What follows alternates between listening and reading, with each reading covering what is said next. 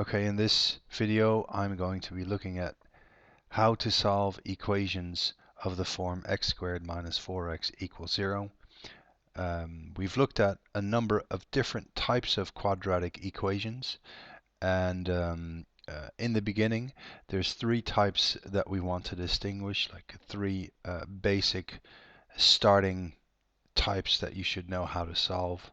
We started with the simplest one, something like x squared minus 16 equals 0, where you bring the 16 to the other side, take the square root, and it gives you x equals 4, x equals minus 4.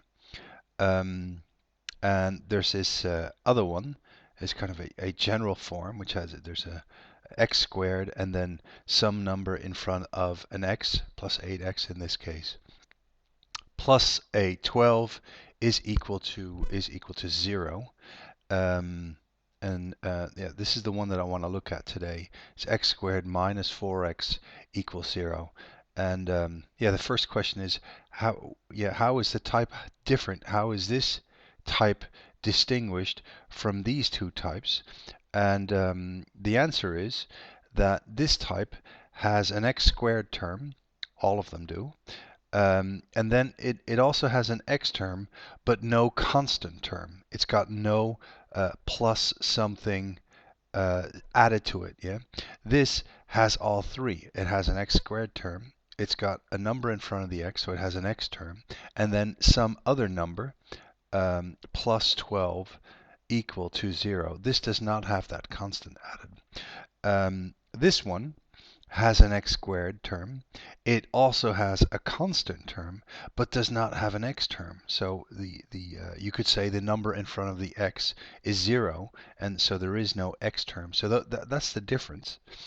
We've kind of seen really that this one was quite easy to solve. This was easy to understand. Then we had this one. We had to use the sum product method, and that can get pretty complicated.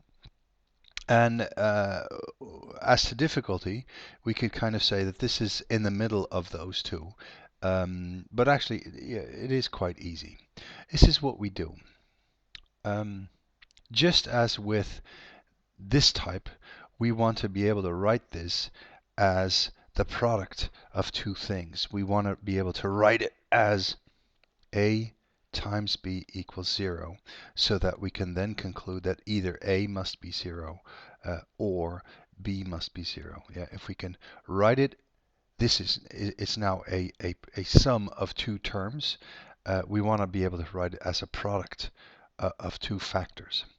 And the way that we do that is that we see, because there is no constant term added, therefore because each term has at least one x in it, we can factor out an x. And this is really the most important bit of being able to use this type of method. Yeah, to see that x squared minus 4x is indeed equal to bringing the x outside the bracket, so undoing the multiplication of the x into the brackets, undoing that. If we now do this again, we can see that indeed x squared minus 4x is equal to x outside the brackets times x minus 4. Yeah, you can multiply it back in, you get x squared, multiply the x times the minus 4, and we get minus 4x.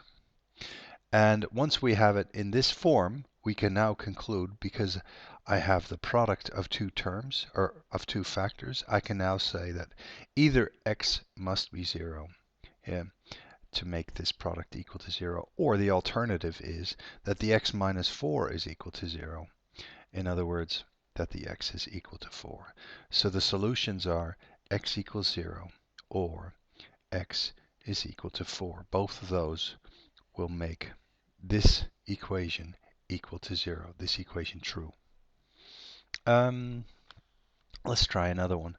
Let's try, so this was then 1. Let's try number 2 is going to be 4x squared minus 8x is equal to 0. Yeah, again, both terms contain an x, so that means I can factor out an x. I can bring the x outside the bracket, and that will give me a 4x minus an 8 inside the bracket equal to 0. I check that if I multiply the x back in, I get what I started with. Indeed, they're equal.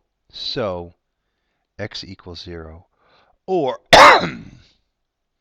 4x minus 8 equals 0, which is going to give me that 4x is equal to 8 and x is equal to 2. The solutions are x equals 0 or x equals 2. Yeah. One last example. So let's do 1/4 x squared minus 1/3 is equal to 0. Sorry, 1/3 x is equal to 0. Again, there's x's in both terms. That means I can factor one of the x's out, yeah, to have left 1/4 x minus 1/3 is equal to 0. I check that I've done this correctly by multiplying it back in, and then 1/4 x squared, yes. 1/3 times the x, yes, that's right.